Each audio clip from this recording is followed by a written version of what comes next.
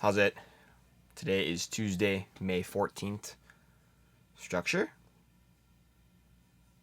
In all honesty, my back squats are doing things. This is probably the only not probably this is definitely the only movement that I was kind of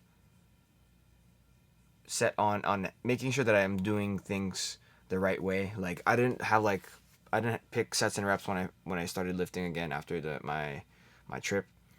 But I have picked them today and I picked them last week, and I'm just kind of progressing in almost a linear fashion to the best of my abilities. I don't know if this is the best way to go about doing it, but this is kind of what my coach wanted me to lay out. It was just like, okay, like just put in the work, make sure that I have requisite volume, make sure that I can push the weight a little bit, and then try to get to 180 back squat. I think right now, if things go well as far as injury prevention or injury avoidance, I guess if things are healthy, I could have said that, then I feel like I can progress pretty well. I don't think my squat has been this technically sound in a very long time. And I'm not even saying my squat is technically sound.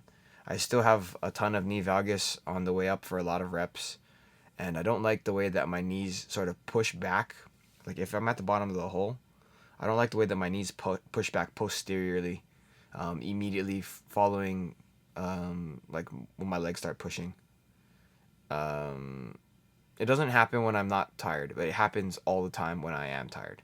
It's like a function of the knee valgus, and sometimes if I don't have that knee valgus and my knees push back posteriorly, then my center of gravity gets messed up. If I do have my knee valgus and my knees push back posteriorly, then my center of gravity does not get messed up.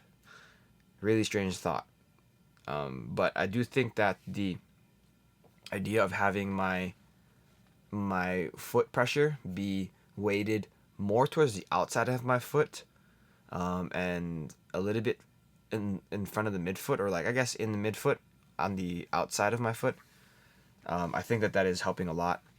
I think about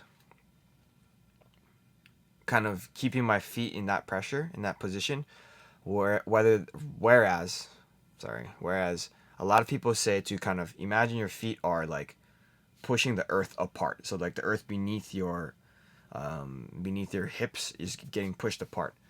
Some people say that, and some people like to say like imagine your feet are twisting like outward, externally rotating your feet. So essentially, you're externally rotating your hips.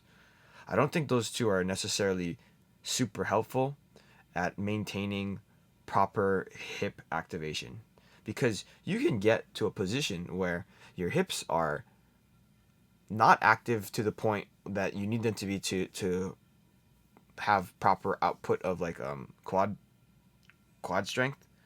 Like I'm imagining me pushing my feet out and then still having my knees on the inside of my feet, if that makes sense. And that's gonna be knee valgus in a very minor way, but it's still gonna be knee valgus that is not necessarily bad, but for the way that my feet, my width of my feet are, that's not good for me.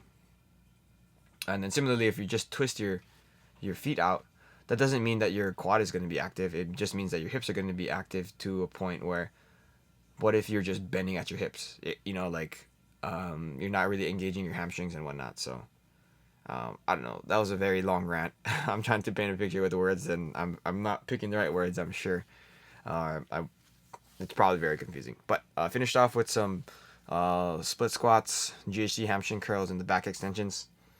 I think that today was really good. Like I feel like my hip flexors are still a little bit sore from the weekend, but like recovering from yesterday's fiasco, and then lifting today, like I feel like I was very productive with what I was set out to do and what I was given today. So, yeah, I'm hopeful for the future. That's it for today. Thank you for watching. Shoots.